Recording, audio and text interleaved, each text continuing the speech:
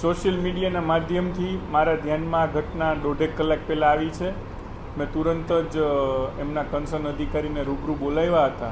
એમનું કહેવાનું એમ હતું કે એકાદ દિવસ 1.5 દિવસ પહેલાં ત્યાં નળની લાઈન લીકેજ હતી, એટલે એ ચરેડો બુયરો તો કાચો છે, એના ઉપર બીજું કંઈ કર્યું નહોતું, માટે આ ઘટના ઘટી છે. પરંતુ જે કામ જે રીતે થવું જોઈએ એ રીતે નથી થયું એ વાસ્તવિકતા છે.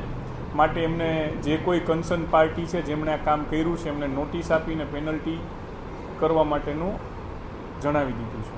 જ્યાં નજર સામે આવે છે બધા જ ચકાસણી કરવાના હોય જ છે.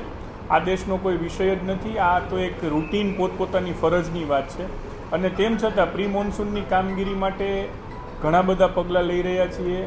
કારણ કે હું વ્યક્તિગત એવું માનું છું કે ક્યાં પાણી ભરાય છે એ આપણને ખ્યાલ જ છે. કોઈ નવી જગ્યા સર્જન નથી થતી કે આ જગ્યાએ પાણી ભરાય. દરેક સિટીના જે પાણી એકત્રીકરણના પોઈન્ટ્સ છે એ બધાને ખ્યાલમાં જ છે.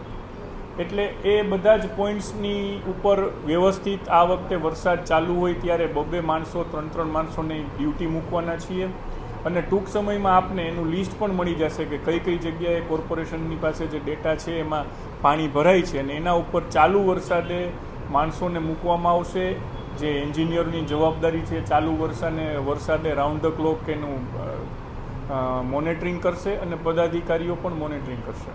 2 દિવસ પહેલાં અમે ડ્રાઈવ લીધી ત્યારે પણ બહુ ક્લિયર કીધું હતું કે 70% જેવું સફાઈનું કામ થયું છે, એટલા માટે કે કોર્પોરેશનના તંત્ર દ્વારા 15મી જૂનની ડેડલાઇન સેટ કરવામાં આવી છે કે ત્યાં સુધીમાં બધી પ્રી મોન્સૂન કાર્યવાહી થઈ જશે.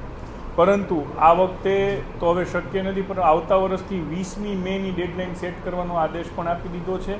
અને 20મી મે પહેલાં સંપૂર્ણ બધી સફાઈ થઈ જાય કીધું છે. ને જેટલું બાકી છે યુદ્ધના ધોરણે આ લોકોએ કરવાનું જ છે.